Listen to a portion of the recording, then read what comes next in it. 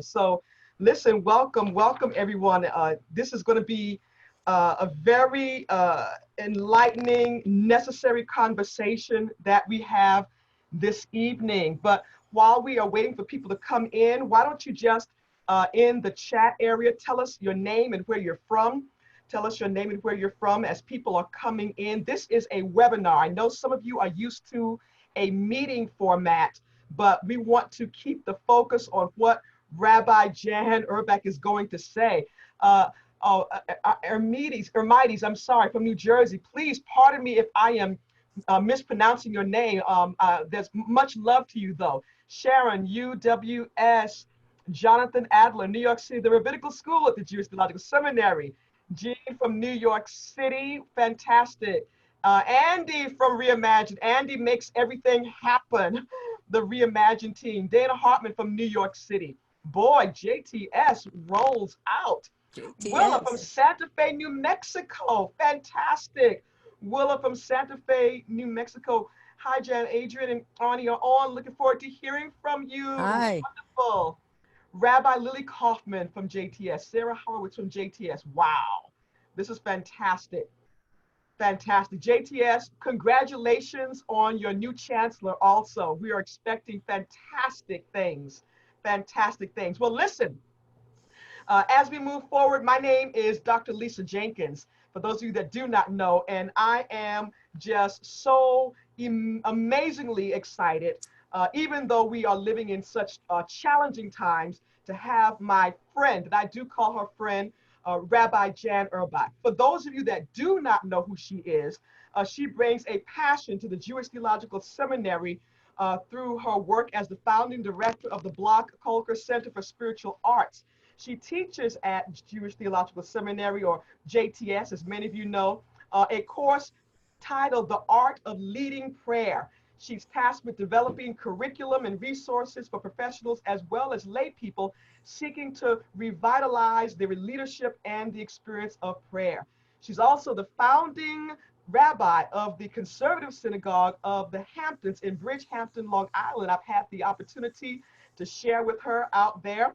She's a distinguished teacher of Torah, a member of the Wexner Heritage Faculty, and has taught and served as scholar in residence at many synagogues. She was ordained at the Jewish Theological Seminary, where she was a Wexner Graduate Fellow. Get this, she's a graduate of Harvard Law and Yale University.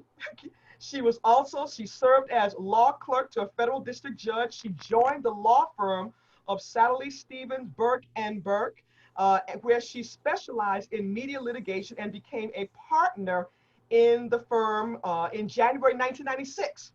And now she is doing amazing, amazing things. So please, please let us welcome this wonderful, wonderful woman, Rabbi Jan Uhrbach. Now, just for those of you who are just now coming in, we see there are a few more that have joined us. We do not have the usual meeting format. You might be used to the meeting format where we have everybody on the screen. What we wanted to do this evening was just give our undivided attention to Rabbi Jan, and at the end, you're going to have time for questions. And as a matter of fact, if you want to put questions in the Q&A area, please do so. You can put questions in the chat area. We have with us also Dorothy McKee, who's in the background. She's helping navigate some things. But I want to thank Reimagine team for making this possible. Thank you to the Reimagine team. Thank you also to our friends at the Jewish Theological Seminary, particularly the Block Kolker Center for Spiritual Arts and the Milstein Center for Interreligious Dialogue. We are excited. Let's just get this moving straight ahead. Listen, Rabbi Jan Uhrbach, I don't know where to start. I met you in 2017. Right. 2017, I met you. And when I met you, I received a call so that we can be a part of a civic action event where we were dealing with religious tolerance, immigration, justice for people who are different. Was that your first time being involved in civic engagement and in that manner? And what made you decide to be a part of that? What made you decide to organize that type of event? So I don't know if it was the first time, but it was one of the first times that I was actively involved in that. I can't claim to have been the organizer. The inspiration for that and the main drive for that was Rabbi Stephanie Ruskay at JTS. And she and Ruth Messenger together really pushed and inspired me. And I think I came late in life to activist work, although I came early in life to thinking a lot about it. And I think what I like to say about myself is that I've always been very, very courageous emotionally and a total coward physically. Mm. Um, so like you can count on me to raise difficult issues, to own up to a lot of hard things. But I've always been kind of cowardly, really, I would say, about physical risk. Wow. And that was a moment in time where I just felt I couldn't do that anymore. Wow.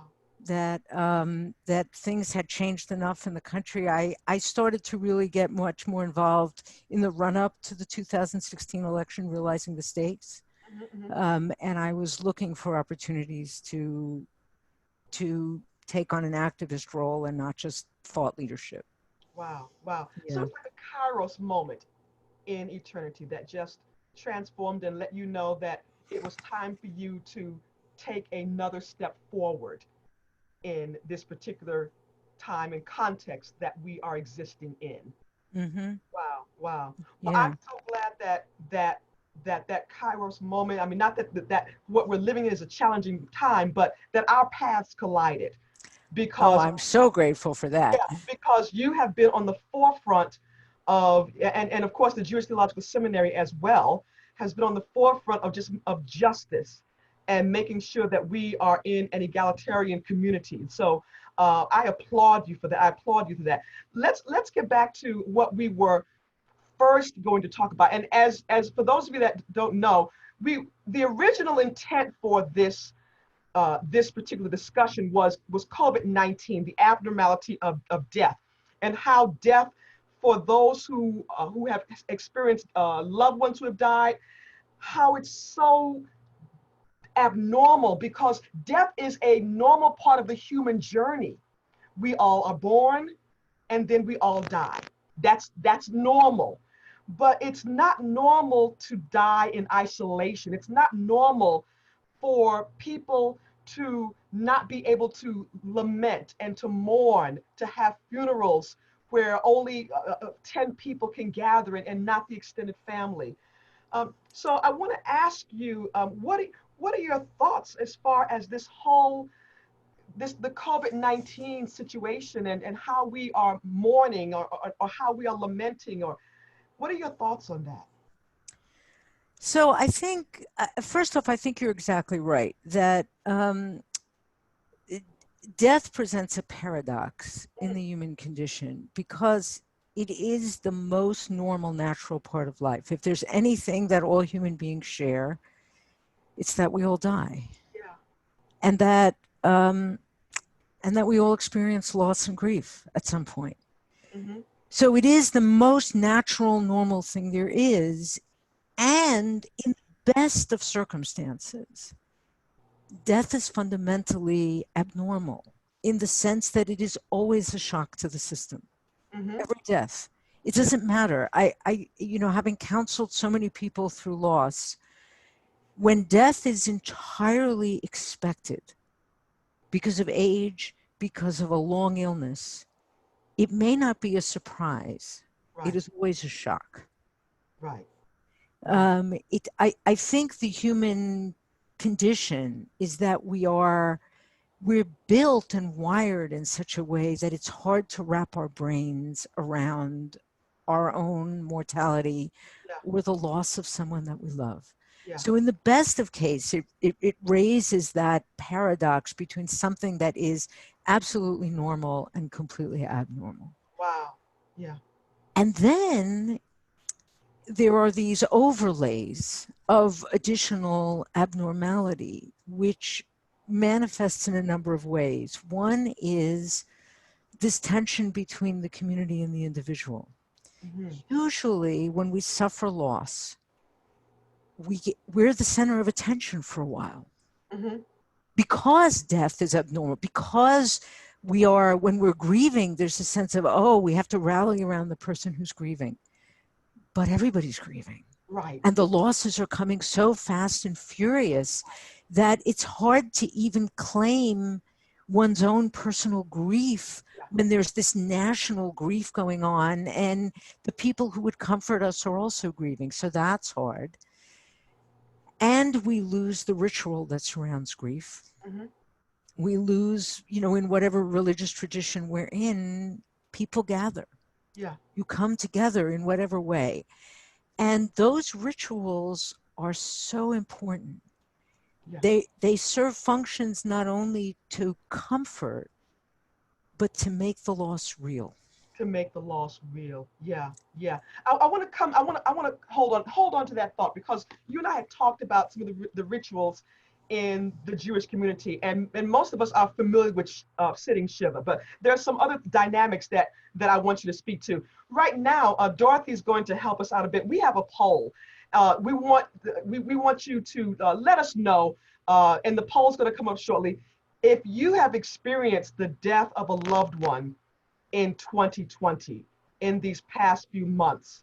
If you've experienced the death of a loved one in 2020, it is you should, it should come up on your screen there. Okay, so people are, I don't know if everybody can see it. Wow. So, okay.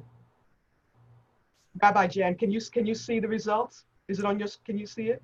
No, I don't see the Okay. results. I see the poll, but not the results. Okay, the results are coming in. The results are coming in. Let's see here. And so what I'm going to do here is I'm going to share my screen so that people can see. I'm going to put this right in the middle of you and I so that people can see the results here. Screen share. Screen share. Yeah. So that everyone can see this real quick. That's not the screen share that we wanted. Let's go back to stop share. I should just leave well enough alone is what I should have done. But I will tell you, I will say that most people, that 69% did not experience death, but 31% did. It's a lot. 31% did. Okay, someone said that they Oh, answered. there it is. You see it?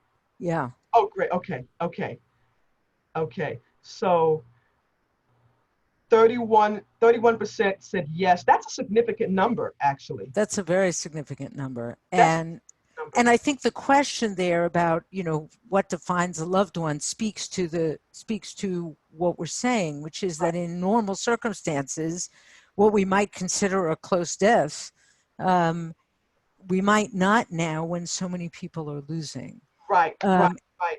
And 42. I want to just note, there's a Jewish there was a Jewish theologian in the 20th century, Rabbi Joseph Soloveitchik, who was the leader of modern Orthodoxy for a while.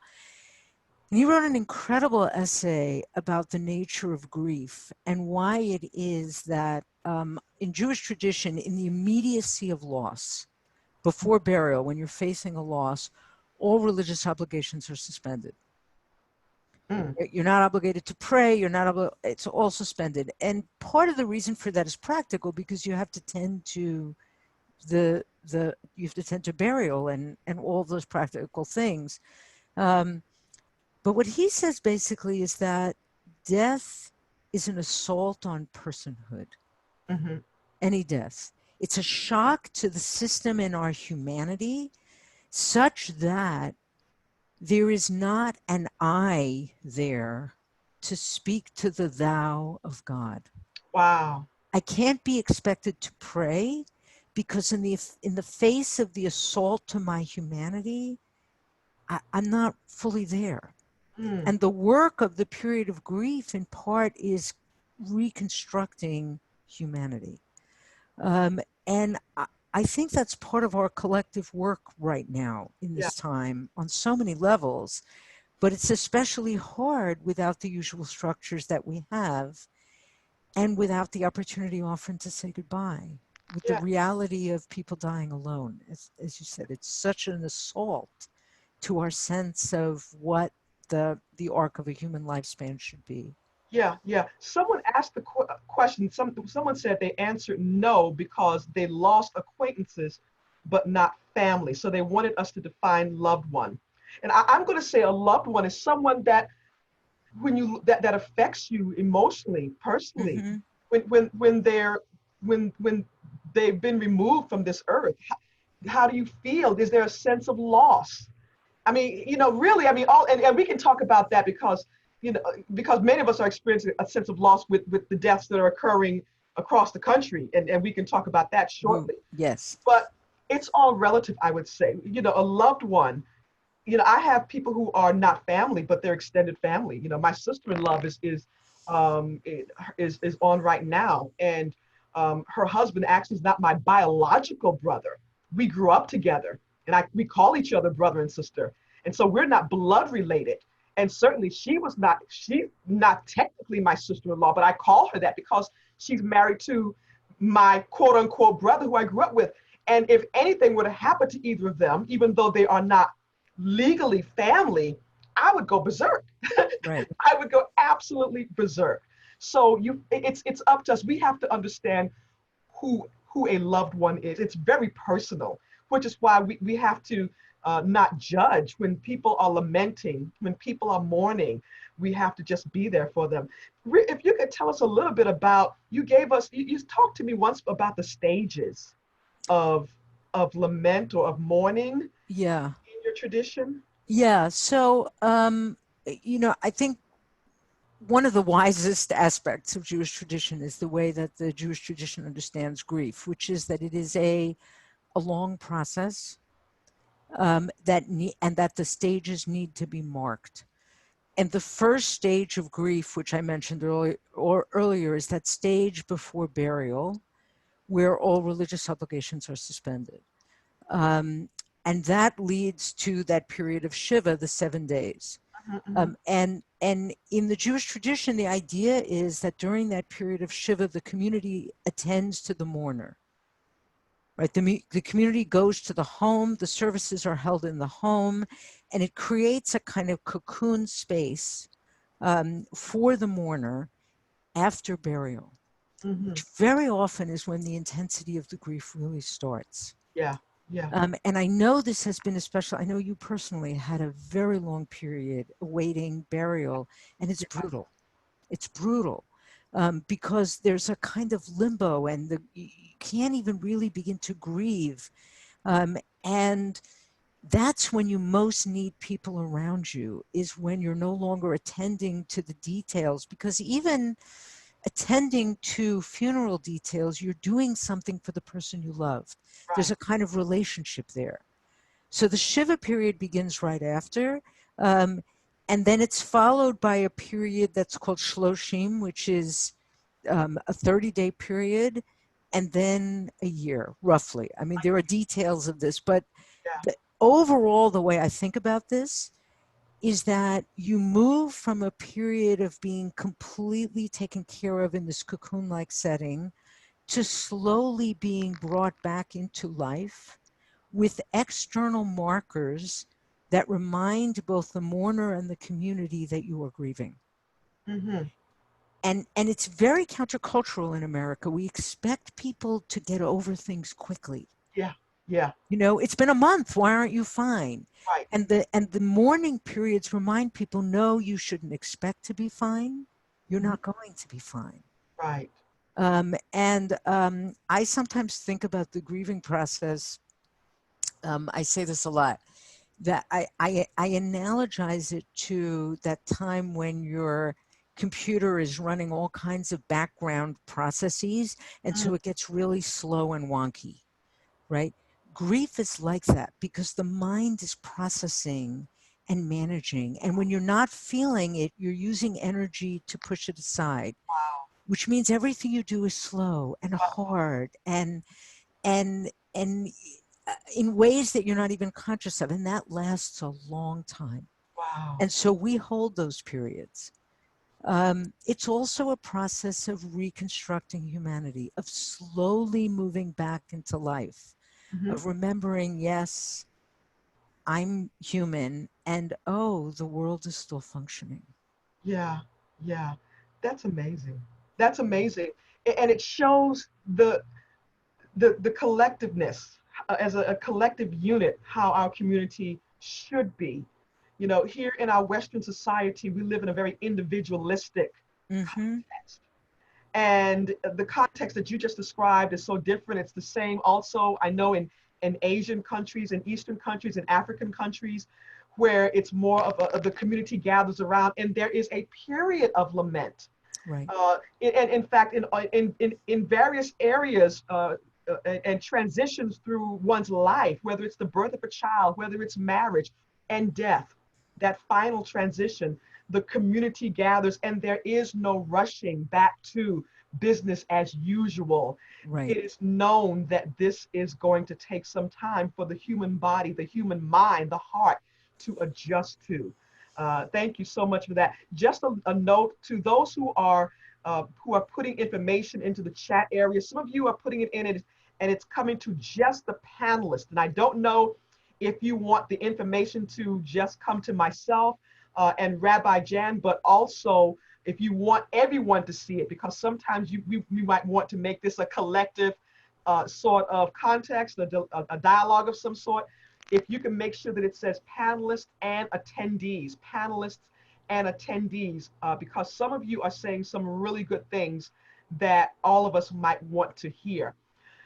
Rabbi Jan, if you, I want to turn it to another area, and only because there's so much that's happening right now as far as how people are dying. This whole thing of abnormality of death, we wanted to talk about death as far as how we grieve. But you know, before that, actually, before I take that hard turn, let's do actually just a curve, because with COVID and how we are talking about COVID, it says chat is enabled only for panelists. Is what I'm told by Andy. I'm going to ask if Dorothy, who is co-host, if she could see if we can get the chat for everyone. So if everyone, she says she'll try. Okay, thank you so much. Thank you so much, Andy, for letting us know that. So, so this whole idea of COVID, which has come in, COVID-19, the coronavirus, which has come in and disrupted our entire world, individuals, communities, the world. There is a, there are certain communities that that have been hit harder. And I'm speaking from also a personal place where my partner of 11 years died of COVID. He was placed in a hospital in Brooklyn where there were only COVID patients, a hospital that had quite a number of people of color. And at first we thought that it was a good thing that he was placed in a hospital just for people with COVID. He died, cardiac arrest, while he was there. Very strong, healthy prior to, was given hydrochloroquine, which we were told at the time was the miracle drug. Um, we're finding also that people who are in certain neighborhoods who have not had access to proper health care, as well as proper just health care overall, are now are now victims of this disease more than those who have access to healthcare and who have access to going into hospitals and certain environments. Do you that can care for them, that can appropriately give them the type of care that is needed? You know, some people think that, you know, this is a lot of hogwash. What are your thoughts on healthcare and on COVID and how it's affecting certain communities? Um, Akila Mbembe, Cameroonian social theorist, calls it necropolitics, where the system, the social and political system determines who dies and who will live, and that includes access to appropriate health care. I see you nodding your head. Yeah, and also feel free to disagree with me. This is a discussion. No, I can't disagree with you. I think that's exactly right. I think what we are seeing now, for those who are willing to see it, is that it is not and has never been an exaggeration Mhm. to say that systemic inequalities, economic inequalities, racial inequalities are matters of life and death. Yeah.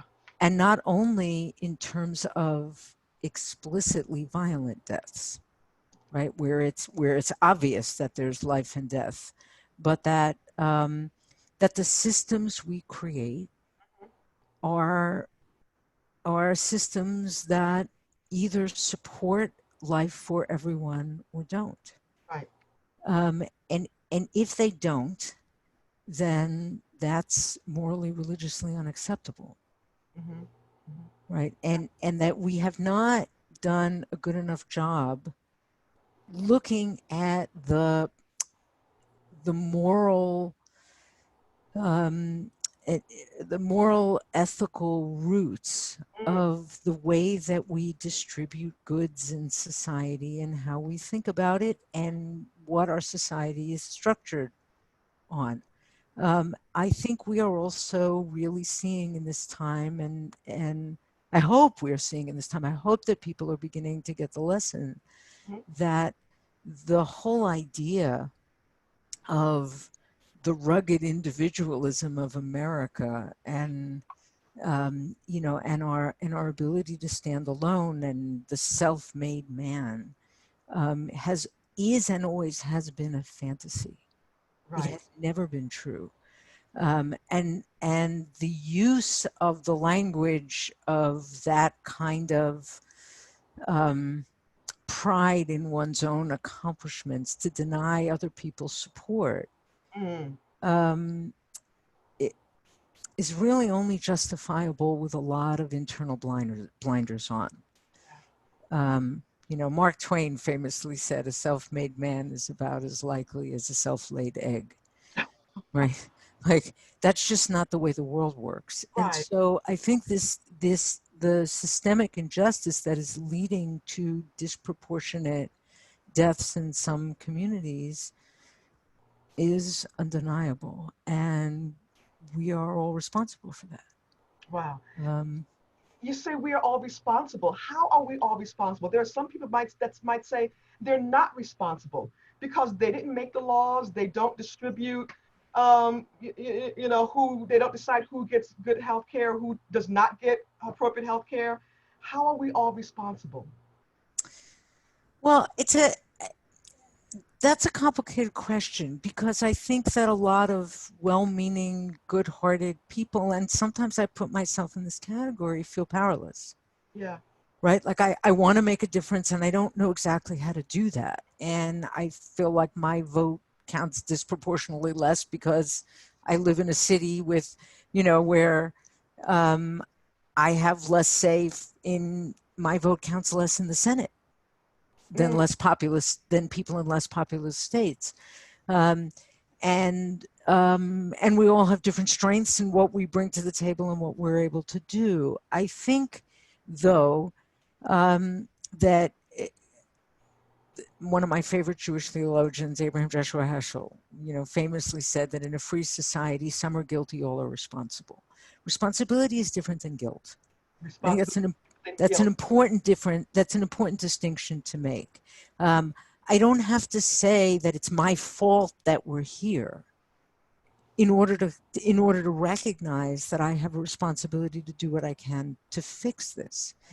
Hmm. Hmm. And I've heard people say that this, interestingly, more men than women. I think it's just an interesting thing, that there's a feeling of powerlessness now in this COVID experience, Wow. that they're feeling powerless. More men are saying that than I women. hear that more from men than women. And it strikes me as very interesting because for me, there are some things that are happening now that are enormously empowering, Yes. right? Like one of the things we've discovered is collective action really can save lives. We Yes. can change the course of this disease by coming together and doing something about it. Yes. Collective action can shift what's happening in the environment in not that long a time. Right. That's actually quite empowering. But it's empowering as a group and not as me as an individual hero saying, oh, I'm going to single-handedly fix this. Right. If I join together with others, if I accept my collective responsibility, if I own the way in which we are all connected, then I'm actually quite powerful. If I see myself as having to do it alone, then of course I feel helpless. Wow. That right there is a powerful, heavy statement that you just made. Because a little while ago we just talked about how our society is a very independent society. It's not interdependent, it's independent. And for us to really affect change, we have to depend on one another. We live in a society where it's pulling myself up by my own bootstraps. I did this on my own. There's competition as to who can be the best, generally on your own. Or if it Right. is a team, you have picked your team yourself. It's handpicked. But now we must operate with people who are oftentimes not even like us, who and realize that that's where our strength lies, is for us to come together with people who may be different, but who still understand that there is a collective, a plane where we come together and understand that we have a common ground, and that is for everyone to be able to live and operate with this thing called liberty that we have in this country, Right. and Right. as human beings, really. Right. Yeah, yeah. And I want to say that I think that one of the ways that that religion can function in one of two ways here. That sometimes religion reinforces that sense of we're waiting for God to intervene. We're waiting for a hero to step up. We're waiting for a Messiah. Or religion can function, and I think when it's at its best is it does this, is to empower all of us to say, actually, God is waiting for us. Wow, God Right? is We're the waiting. ones. Um, and, within Jewish tradition, there are multiple theologies. There's no one theology. We hold a lot of different understandings of the way God operates in the world. Um, one of the things I most love about Jewish tradition is that in times of grief, we allow ourselves permission to be angry and to cry out and to, and we don't move always, quickly to it's God's will, it's all for the best. At least many of us don't, that we allow ourselves to say, no, this is not okay. This is not okay. Um, but also there's a wonderful midrash, which is an interpretation of the Torah text that it emerges right on the Ten Commandments, where God says, I am the God who took you out of Egypt. And the rabbis very courageously, almost with great chutzpah really said, don't read, I am the God who took you out of Egypt. Read, I am the God who came out with you from Egypt. Mm, I was in Egypt with you. yes. I was enslaved too, Yeah. right? God says. And we emerge from this together.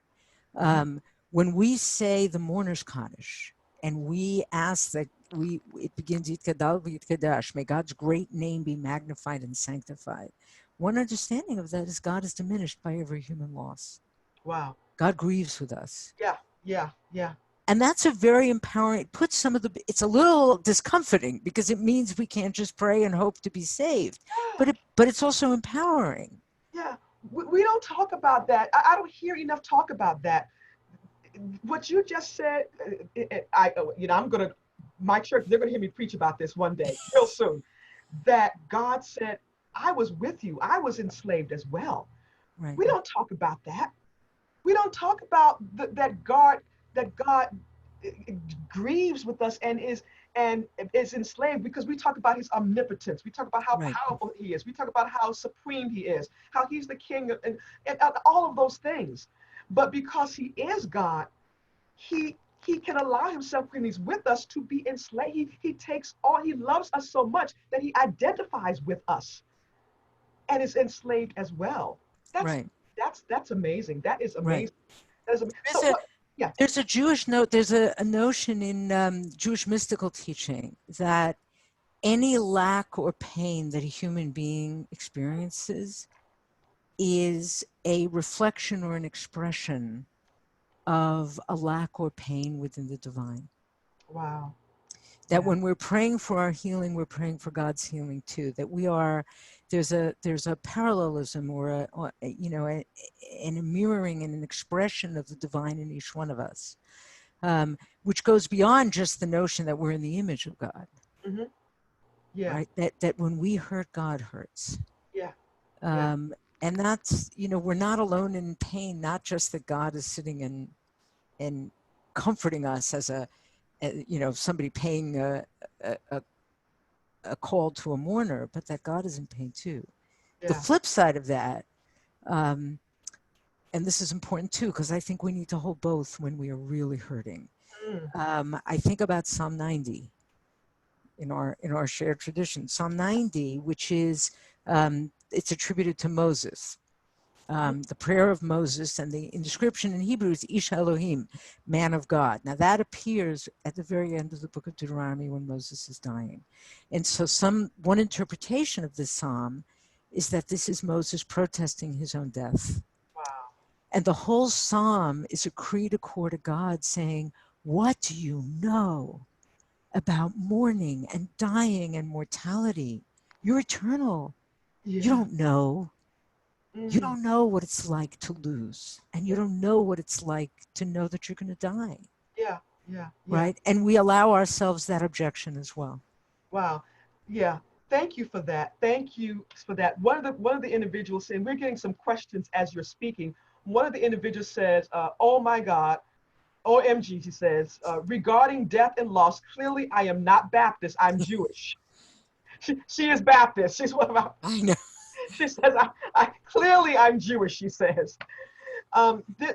Thank you so much for this. I want to take a little bit of a turn right now, and we do have a couple of other questions, but I think we might get into those answers with this next turn in the dialogue that we have. And that is the mourning of the deaths of individuals in our country right now who have died at the hands of vigilantes in Georgia, um, Ahmaud Arbery and George Floyd in uh, Minneapolis. And we've all seen the video. Everyone has seen the video now and he wasn't resisting and it flung to the ground and had a knee on his neck for almost 9 minutes. And for over 2 minutes, he was actually unconscious. And so, what are we surprised? I'm curious. What are your thoughts about this? How do we address this? What do we do? Someone in the comment asked, what can white people do? What can a person? How do white people show up? How do Jews show up for Black people? What are your thoughts on what is happening now, and how do white people or Jews show up, or anyone? And is it different? I'm going to take it a step further. Is it different than how Black people should show up? So a few thoughts on this. First of all, I want to say that we're taught there's a teaching in the Jewish tradition that you do not comfort someone when their dead lies before them. When their dead lies before You them. don't offer words of comfort. You don't try to make it better. You stand in silence. And we planned this discussion some time ago. And I think this is a moment where it's too soon to try to even begin to offer it. It's too soon. You asked me if I'm surprised. I'm not surprised. I'm shocked. I am not surprised. Mm-hmm. And I think that anyone who is surprised has been naive, Mm-hmm. and anyone who is not shocked has lost their humanity. Wow. Wow. Right? Because this is nothing new, and the fact that it's nothing new doesn't doesn't in any way diminish the shock of it. And we need to maintain this is not normal. This is abnormal. It should never happen. Yeah. Even though it happens all the time. Yeah. So there are people that say that these things that we're seeing, these deaths that we're seeing on the news, that it's out of the ordinary. That it's, you know, it's unfortunate, but it's out of the ordinary.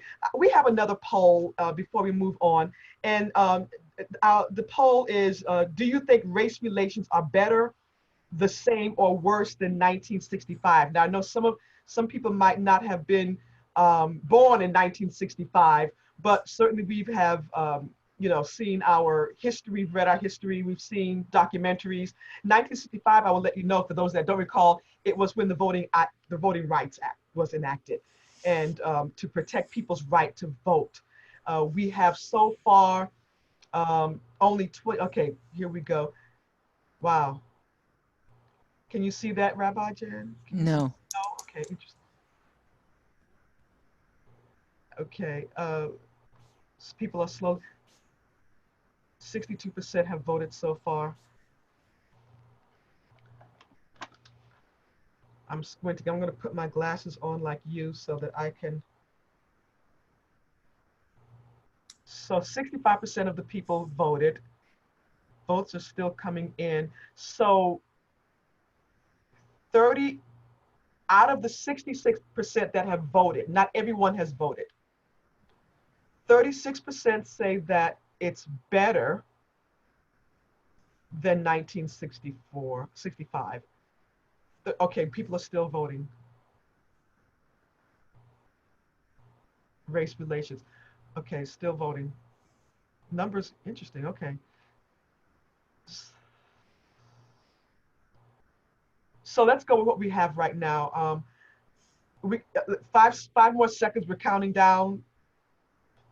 5, 4, 3, 2, 1. So 39% say that it's better. 34% say it's the same. 26% say worse. So 39% say that race relations are better than 1965.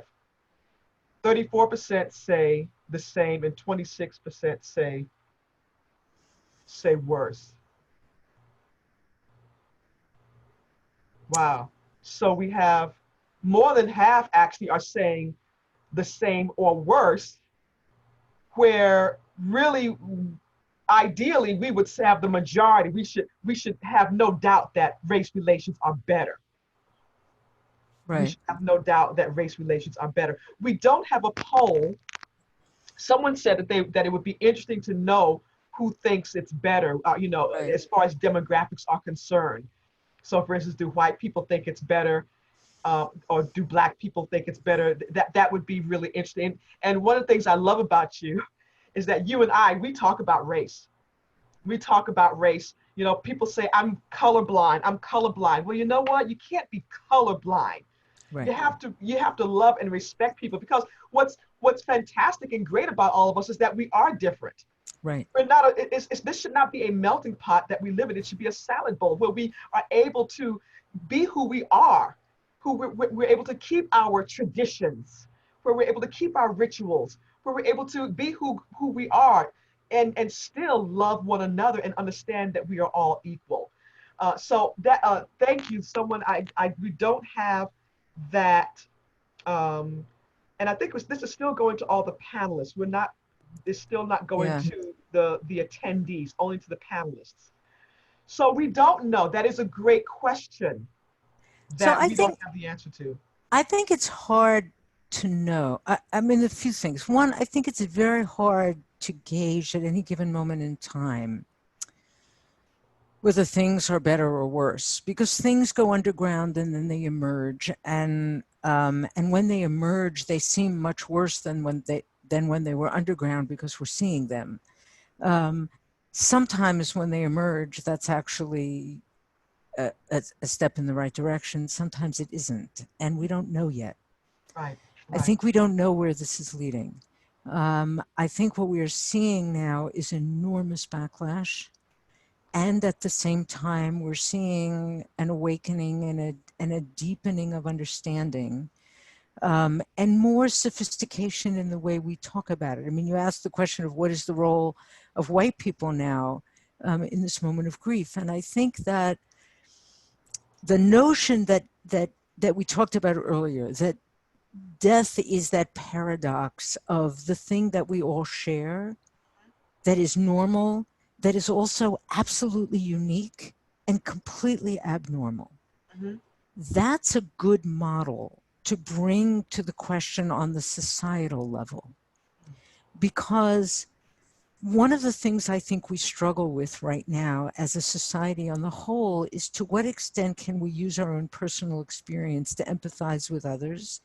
And to what extent do we have to acknowledge that there were real differences in my experiences and others? Mhm. And in the same way that when there's loss, there are circles of grief. Um, I think about this in Jewish communities. What a mourner says, the mourner's Kaddish for a year, for a parent, and stands up and says Kaddish. In some communities, the whole community stands in solidarity. In Mm. some communities, only the mourner stands. I favor the latter because I think the solidarity isn't honest, Wow. right? I feel for the person, Mhm. but I'm not the one going home to an empty house, Wow. right?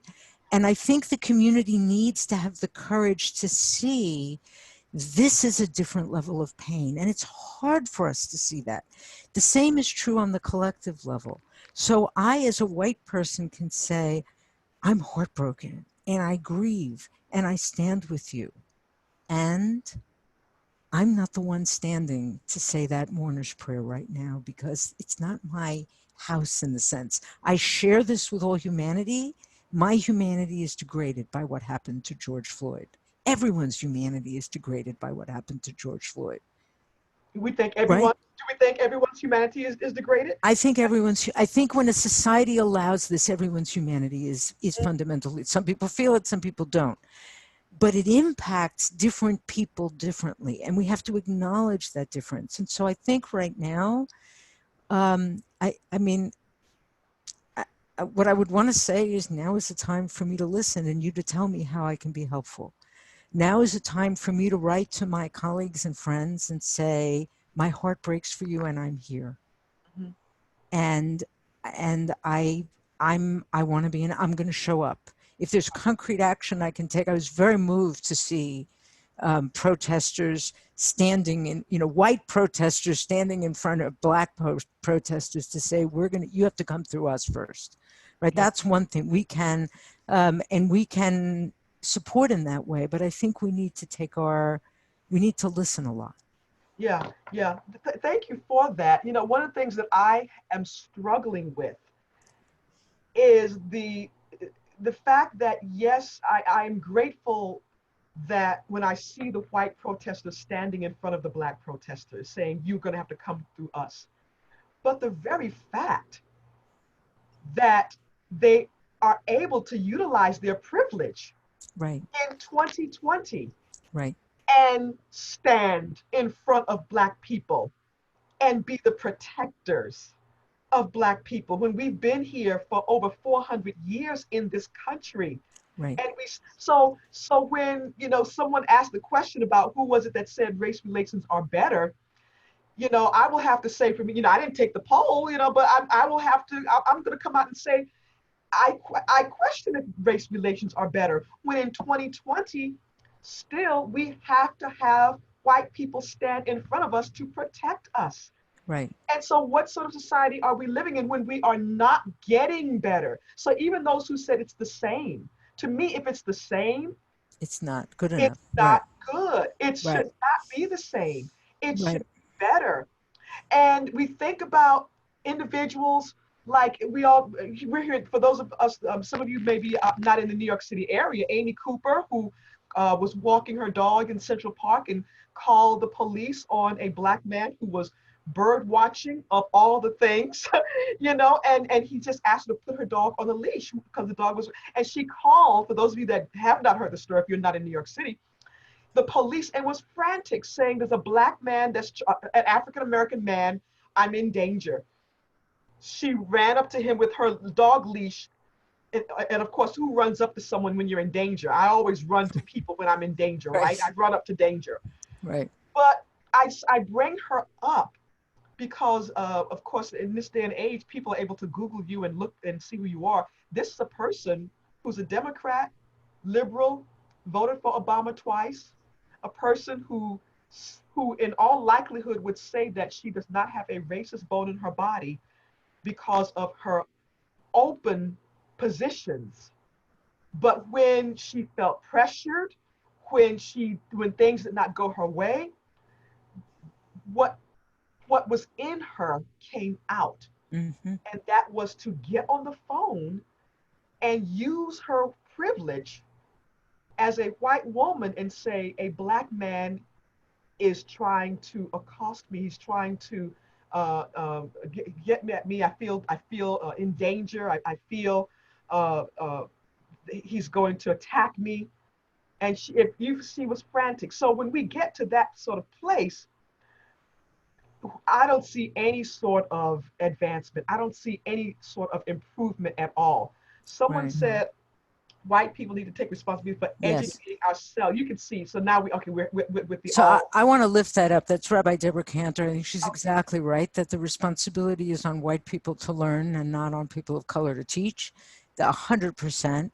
And one of the things I think that we need to learn, and I talked earlier about, emotional courage and physical courage. I think we need more of both.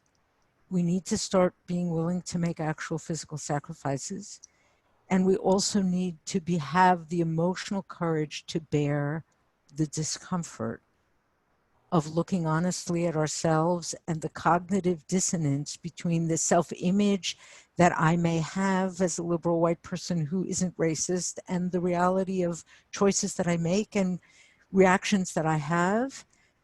Yeah. And the other thing I think we need to learn to tolerate, and this involves expanding our emotional capacity, is that, we're talking about abnormal grief and abnormal death, is tolerating the anger, because the anger is part of that. It needs to be here. It can't be bypassed. It can't be ignored. It's not okay to move directly to working constructively towards peace. It's not the way that the human being works. Anger is justified and real here. Mm. And we need to learn to tolerate it. And I think about where the focus of discussion is in the media and in people who listen to the media. Is the discussion about the looting and the damage to property, or is the focus on the violence and the loss of life? Right. Right. And part of that focus on the looting is I'm uncomfortable with unrest. I'm uncomfortable with anger. I'm uncomfortable with disorder. And I want to be supportive, but I want to move very quickly to order and feeling safe again. Mhm. And I think change doesn't work that way. Wow, that's profound. That's really absolutely profound. One of the things that um, I think is important as we are working together, and for the last few minutes also, please, if you have questions, make sure you put them in the chat area. I don't want to miss anyone. I don't want to miss anyone. But as we are moving forward, one of the things that Dr. Martin Luther King said, who we often talk about in a nonviolent sense, he was the nonviolent movement, leader of that nonviolent movement. But he said at one point that riots are the voice of the unheard. So while no one's condoning damaging property, no one's condoning looting or any Right. any of that. It's no one. But we have to. understand that there have been voices that have not been heard. Right. And this rage that has been boiling, it has become a cauldron that has boiled over, and it has been a cauldron of chaos and calamity and confusion that has been occurring for as long as people have lived, those who are living now. And then it actually started before, and so it has passed down actually from generation to generation of people who have been oppressed. And with oppression come all sorts of emotional and psychological issues and health issues. And when you are dealing with these sort of psychological issues and health issues and emotional issues, and then when you're raising your family, and it has been passed down. Right. And we often don't realize that or think about that. And so we have to understand what it is we are dealing with, what it is we are dealing with. I think And not allow us to be ourselves to be distracted by it, right? So that, not to condone it. Yes, we can't condone it, but we can't allow ourselves to use that as an excuse to avoid looking at the deeper issues which are making us uncomfortable. And I want to say that there are malfeasant actors who are fomenting the violence precisely because they know it works that way. mhm, And we can't take the bait. right, And right, I really do believe that if we focus less on the looting violence and we continue to say, yes, that's bad, and let's turn back to what causes this. Let's turn back to the structural violence and the racism that has led to this, right, then the violence would of itself kind of lose its energy. right, Right. right. I think that's really important. We're using it as an excuse not to go more deeply into the uncomfortable things that our society needs to look at. Mm, And there's an aspect of grief here that I think um, is, I hear sometimes people talking about COVID raising a level of grief for people for a life that will never return. Right. And I think that's partly true. And for some people, obviously, it's a life they would never want to go back to.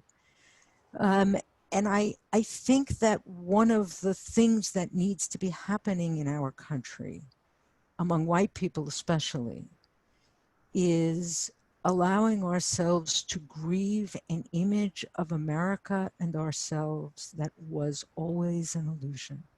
that was always what? Always an illusion. Ah, That we were invested in, that we are invested in, that is part of our identity and was never true. wow, wow, And wow. it's, I think that's what we need to do. I want to make sure that I am getting this correctly.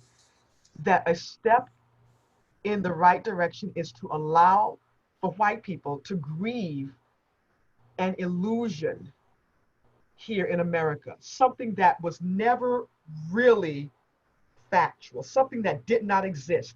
We people thought it existed. We thought that there was an even Right. playing field. We thought that there was equality for everyone. We bought into this liberty and justice for all. But it We has believed American exceptionalism. we believed it. We believed it. Yesterday, in my sermon, I began by talking about when I was a little girl. I thought that the Boston Tea Party was just at a party with tea, where people came together, and then I sat in my class as a little girl and realized that it was actually a rebellion. Right. It was a rebellion, and it was a rebellion that white men had because they were being taxed, because products were being taxed. It was an economic situation, and as a result, um, property was destroyed. Almost $2 million, which back then was a lot of money, 2 million of property being destroyed because their pocketbooks, their pockets were being hit, their wallets were being hit, and now we're talking about loss of lives. Right. We're talking about loss of lives. We're going to end soon. This is really, really valuable here. Great. I think the biggest gift white people give brothers. I think the biggest gift white people can give to our brothers and sisters, black brothers and sisters, is to lower our egos. personal and collective, and do the work. Work on getting to know who we are, getting closer to our own soul, and understand that unless you really know and love yourself, you can never fully love and respect anyone else. And secondly, work to understand what the Blacks have endured, are still enduring, even if it is uncomfortable. There is no growth without pain. Many of you see this, but for those who are on Facebook, you cannot see the chat. So I wanted to read it out for everyone. And then I'm going to go back. Someone else said, it is a step toward healing to listen to the two of you speak to one another. Wow, thank you. We're getting ashe, we're getting amen. It is no measure of health to be well adjusted to a profoundly sick society. Mm-hmm. Wow, wow. You know, again, this is one step. And I want to encourage other people to do the same thing that we're doing. I mean, we're so different, but we're so alike. Right. You know, when we're Right. when we're not on here, you know, I'm not Pastor Lisa, you're not Rabbi Jan. Right. It's Lisa and Jan, and we're Right. just kicking it and talking with one another.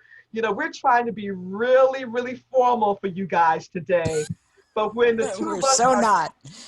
when the two of us are talking about life, and you're so brilliant. You're one of the most Thank brilliant you. people that I know, but still so authentic and relatable. And that's in I can say the same right back. We this are. this type of world that we exist in.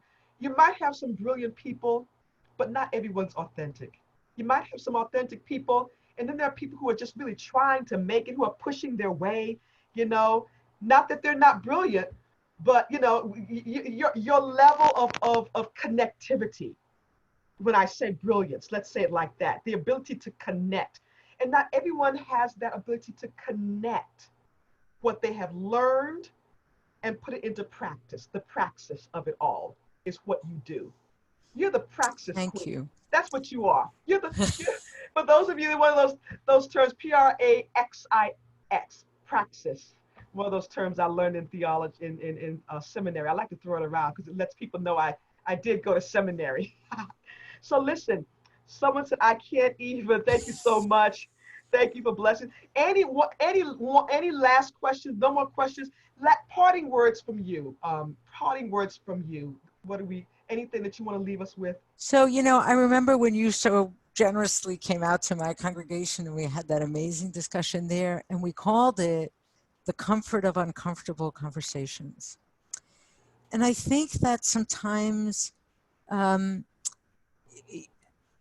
we so avoid hard things, Yeah. and in avoiding them, we bear the burden of them forever. And what we discover is when we have the courage to be real and to acknowledge and say, I was wrong, I didn't understand, Yeah. I'm sorry, Yeah. I want to do better. When we can, um, when we can be honest with ourselves and each other and just be real and listen, for me, it's the most comforting thing there is. And it's why I so treasure your friendship. And what I really hope is when we get to the point in our society where we no longer have to wear masks to Mhm. protect ourselves from COVID, I hope we can stop wearing masks to protect ourselves from truth. Let's take the masks off and be real with each other, because it opens the door to everything. And I'm so grateful to you for creating this forum and for being so generous in sharing yourself with me, and for our Thank friendship, which has just evolved and deepened, and I hope it always will. Thank you. I had want to make sure and see if we had any questions on Facebook. I did not want to ignore the Facebook people. We've been giving a lot of attention to our people who are on Zoom, and we do want to thank you. We are excited to have you, even though these are tumultuous times. Just an honor for you to be with us, and all of you who signed up and signed on. We are grateful for you being here with us with this very, very important conversation. So I'm eternally grateful to Rabbi Jan Uhrbach and her authenticity. And I want to thank also the Reimagine team for making this platform possible. Yes. What could I say about Jewish Theological Seminary? Love you guys for making this possible. And Also, we love you. oh my goodness, the Block Kolker Center for Spiritual Arts, the Milstein Center for Interreligious Dialogue. But last but not least, to each and every one of you for being with us for this very important conversation. Let's not stop here. Let's Right. not stop here. Let's continue with this conversation in your own small circles wherever you are. And so that we can make this world a better place for everyone. My name is Dr. Lisa Jenkins, and may you find passion, purpose, and power in all that you do. Thank you so much. Thank you. Amen. Amen.